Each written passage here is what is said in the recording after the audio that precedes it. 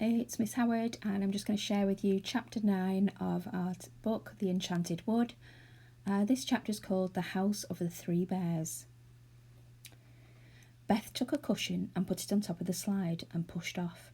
Down she went. Whoosh! She shot to the bottom, flew out of the trapdoor and landed on the cushion of moss. She had hardly got up before Franny flew out of the trapdoor too. "You know that slippery slip is the greatest fun," said Beth. "I'd like to do it all day long." "Yes, if only we didn't have to climb all the way up the tree first," said Franny. The trapdoor flew open and out shot Moonface on a yellow cushion. He put the 3 cushions together, whistled to the red squirrel who looked after them, and threw them to him. Then he turned to the waiting girls. "There's a train at midnight," he said. "We shall have to hurry." The wood was still bright with moonlight. The 3 of them hurried between the trees. Suddenly, Beth heard the chuffing of a train, and she and Franny stopped in surprise. They saw a small train winding in and out of the trees, looking for all the world like an old-fashioned clockwork toy train making bid.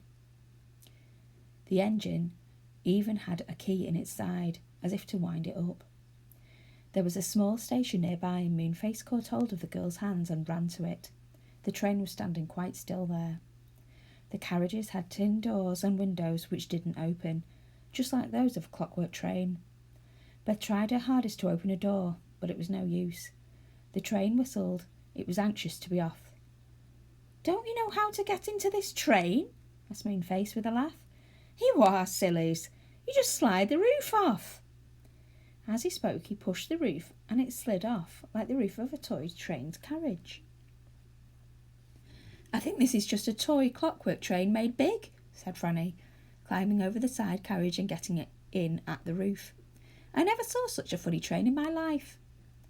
They all got in. Moonface couldn't seem to slide the roof on again properly, so he stood up inside the carriage, and when the train went off, Beth and Franny, who couldn't possibly see out of the train windows, stood up and looked out of the roof instead. They did look funny.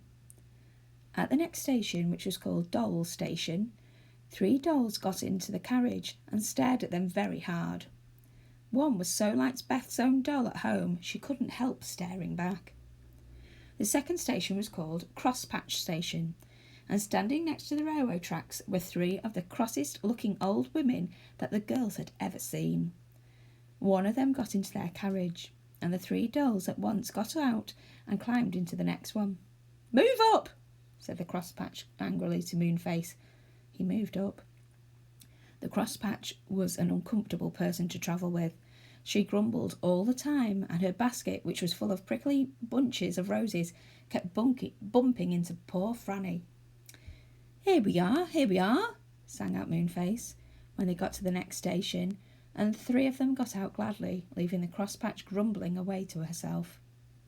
The station was called Bear's Station, and there were a great many teddy bears about, some brown, some pink, some blue, some white. When they wanted to talk to one another, they kept pressing themselves into the middle where the button that made them talk was, and then they could talk quite well. Franny wanted to giggle when she saw them doing this. It looked so funny. "Please, could you tell me the way to the 3 bears' house?" Moonface asked a blue teddy bear politely. The bear pressed himself in the middle and answered in a nice growly voice. "Up the lane and down the lane and around the lane." "Thank you," said Moonface.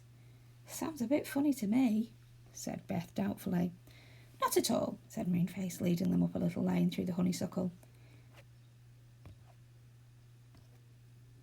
"Here we are, going up a lane, and now you see it goes downhill, so we are going down, and presently we're turning a corner and go around the lane." He was right. They were up, and then they down, and then around, and there in front of them, tucked into a woody corner, was the dearest, prettiest little house the girls had ever seen. It was covered with pink roses from top to bottom, and its tiny window winked in the moonlight as if they had eyes. Moonface knocked at the door. A sleepy voice cried, "Come in." Moonface opened the door, and they all went in. There was a table in front of them, and on it were 3 steaming bowls of what some people call porridge and some call oatmeal. and round it were 3 chairs, one big, one middle-sized and one tiny. "It's the house of the 3 bears, all right," whispered Beth excitedly. It was just like seeing a fairy story come true. "We're here," said the voice from another room. Moonface went in with Beth and Franny. The other room was a small bedroom with a big bed in it, a middle-sized bed in it, and in the cot was a most adorable baby bear with the bluest eyes the girls had ever seen. "Where's Goldilocks?" asked Moonface. "Gone shopping," said Father Bear. "Where does she sleep when she's here?" asked Beth, looking round. "And does she always live with you now?" "Always," said Father Bear, putting his big nightcap straight. "She looks after us very well. There's a market on tonight in the Enchanted Wood, and she's gone to see if she can buy some porridge cheap. As for where she sleeps, well, she just chooses any of our beds, you know, and we cuddle up together then. But she likes the baby bear's bed best, because it's so soft and warm." "She did in the story," said Franny. "What story?" asked Mother Bear. "Well, the story of the 3 bears," said Franny. "Never heard of it," said the 3 bears all together, which really seemed rather extraordinary to Beth and Franny. They didn't like to ask any more questions after that.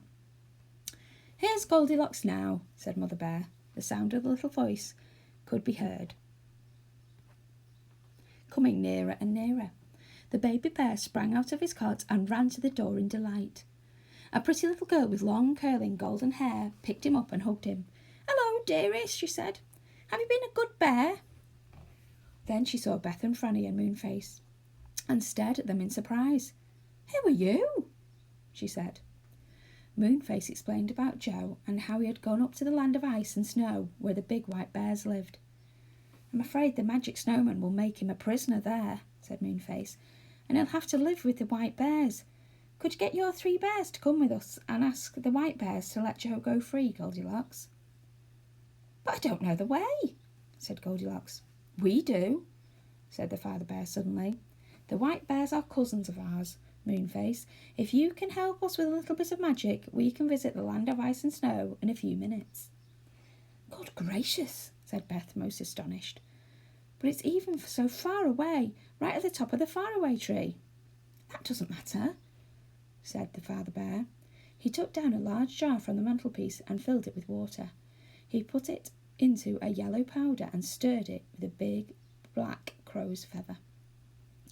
Moonface put his hands into the water and began to sing a string of such strange words that Beth and Franny felt quite trembly.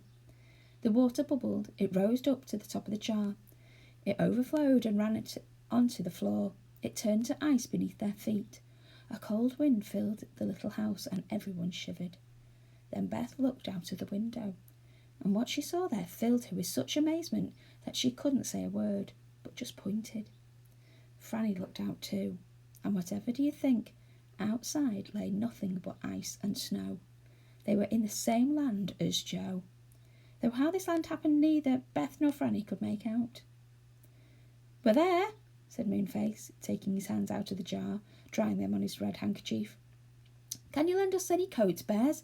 We shall be quite cold out there."